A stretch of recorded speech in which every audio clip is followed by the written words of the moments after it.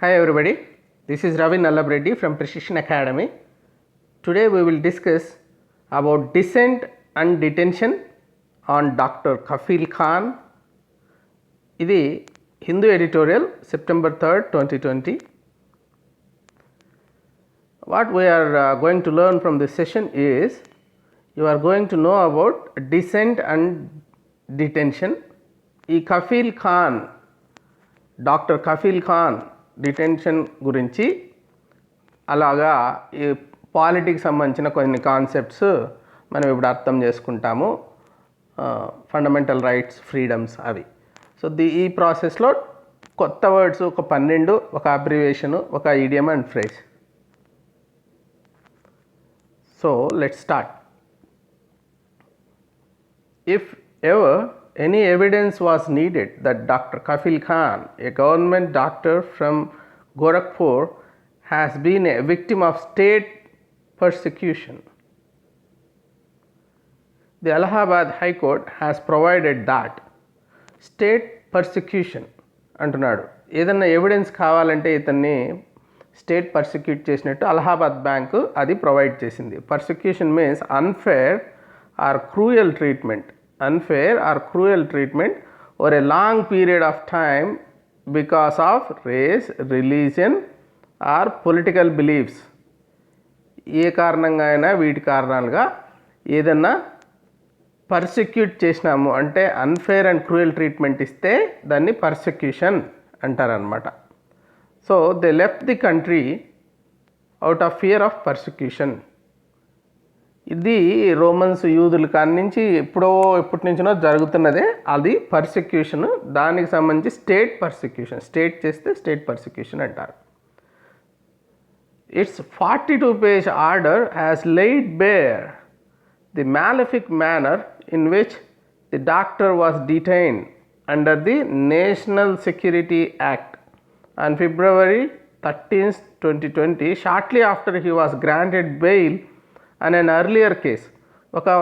Already ఒక case మీద అతనికి బెయిల్ వస్తే అది వచ్చి రాకుండానే ఎన్ఎస్ఏ ప్రకారము అతన్ని లోపల పెట్టారు. All this laid bare malefic manner అంటే లే బేర్ అనేది ఎప్పుడంటారంటే to reveal or uncover private information or feelings. ఏదన్నా ప్రైవేట్గా దాపెట్టుకుని మనసులో మనం ఏదన్నా పెట్టుకొని ఉంటాం కదా, దాన్ని ఓపెన్ చేస్తే ఎవరైనా లే బేర్ అంటారు. The book is an attempt to lay bare the secrets of this very powerful political family.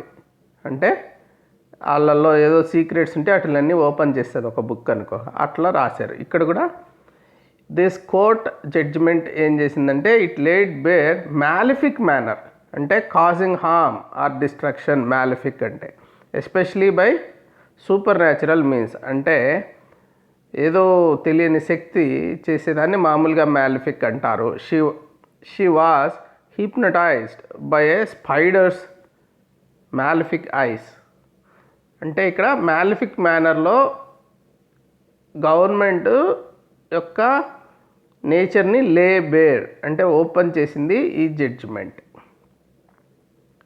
Doctor Khan suspended in 2017 after a severe shortage of oxygen cylinders took a deadly toll among children admitted to the encephalitis ward in the Baba Raghav Das Medical College Hospital, Gorakhpur, was arrested on January 29, 2020 for an address to students of Aligarh Muslim University last December.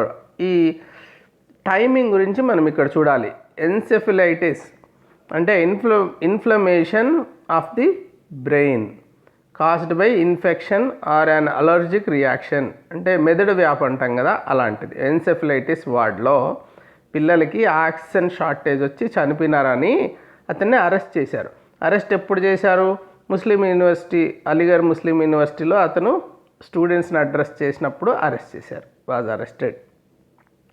His speech, which contained scathing criticism of the Citizen Amendment Act. ఇప్పుడు CAA గురించి అతను స్కేతింగ్ criticism అంటే స్కేతింగ్ అంటే witheringly scornful, severely critical, she launched a scathing attack on the prime minister అని వాడచ్చు. So స్కేతింగ్ criticism చేశారు CAA గురించి ఆయన. And it's discriminatory nature was deemed inflammatory weeks after he has made it. అక్కడికి వెళ్ళి ఆయన మాట్లాడిండేది చాలా ఇన్ఫ్లమేటరీగా ఉంది అని గవర్నమెంట్ ఫీల్ అయింది. The high court has now found that far from inciting Muslims, the speech taken in its entirety does not disclose any effort to promote hatred or violence. అంటే far from inciting అంటే ఇన్సైటింగ్కి అని చెప్పలేం, చాలా దూరం inciting అంటే it is not inciting అని. Incite అంటే encourage or stir up violent or unlawful behaviour. మీరు వెళ్ళండి, బస్సులు తగలబెట్టండి, ఇట్లంతా చెప్తే ఇన్సైట్ చేసినట్టు.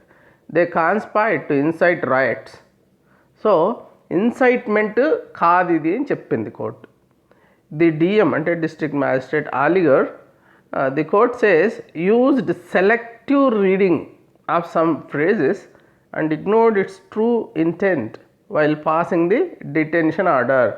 సో సెలెక్టివ్ రీడింగ్ చేసి ఇతన్ని ఏదో అక్కడ కొంచెం ఇక్కడ కొంచెం ఇలా తీసి అతని దాంట్లో ఇన్సైట్ చేసినాడు అన్నారు. No reasonable man, it says, would have come to the conclusion about the speech that the DM did. So a reasonable person కూడా ఈ కంక్లూషన్ చేయడానికి లేదు ఇతని స్పీచ్ గురించి. The grounds for detention under NSA provided nothing that indicated any attempt by Dr. Khan to disturb peace and tranquility between the speech in December and his detention in February. So ఆ తర్వాత ఏం జరిగింది అతన్ని detain చేసేదాకా, అతను మాట్లాడినాక Tranquility ఏమైనా disturb అయిందా? ఏమీ లేదు. ఎన్ఎస్ఏ అంటే national security act.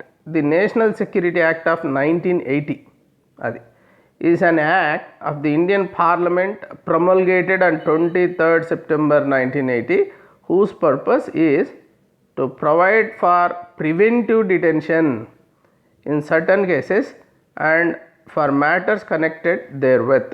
Preventive detention చేయడానికి వాడేదే ఎన్ఎస్ఏ. సో అతను చేశాడు తప్పని కాదు, ఏం చేయబోతాడు అని. కానీ ఎప్పుడో స్పీచ్ ఇచ్చిన తర్వాత ఎప్పుడో చేస్తున్నారు. సో ఈ ట్రాంక్విలిటీ స్పెల్లింగ్స్ కూడా చూస్తుండండి. The quality or state of being tranquil అంటే calm. Passing cars are the only noise that disturbs the tranquillity of rural life. So tranquillity between the speech in December and his detention in February ఏం disturb కాలేదు. The inevitable inference is that the NSA was invoked only to avoid releasing him following the Chief Judicial Magistrate Court's order granting him bail.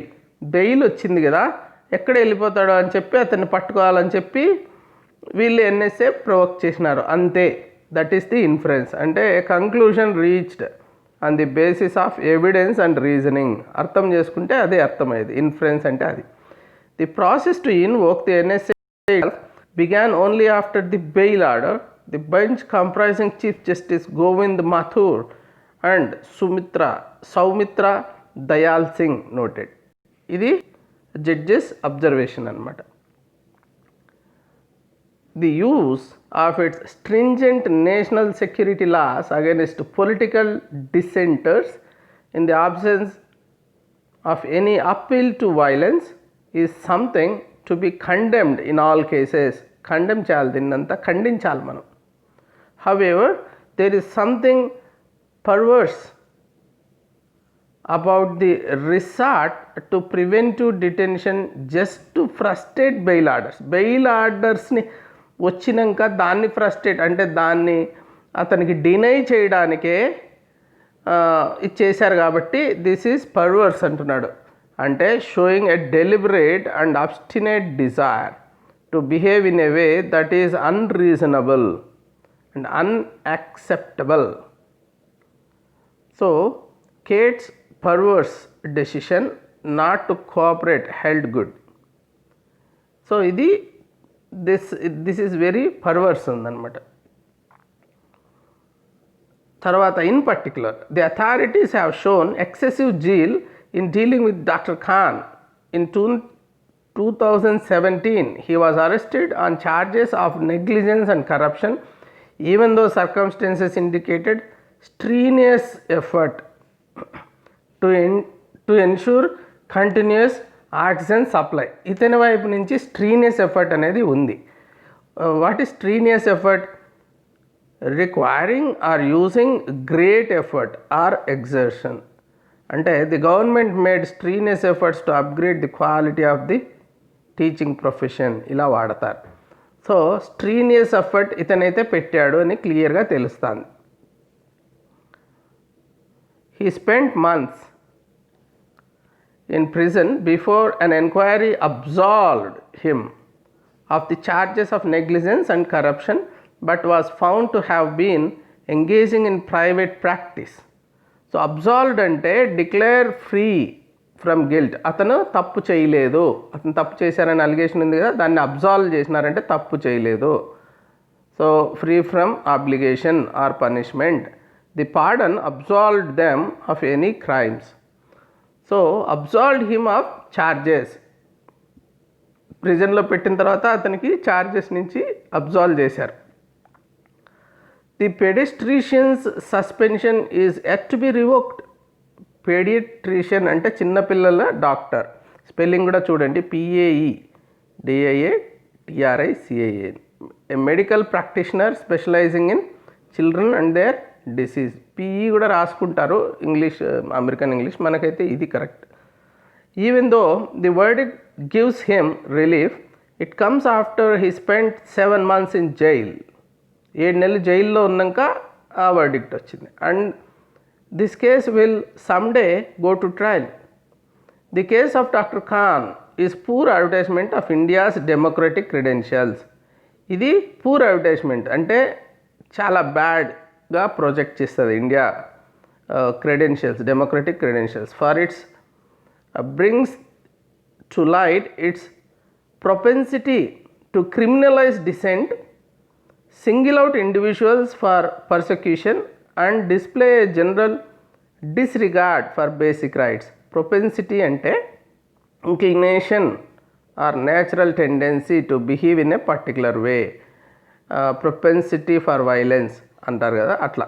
So propensity దేనికి ఉంది? A particular వేలో behaviour, a particular to criminalise dissent. Propensity to criminalise decent.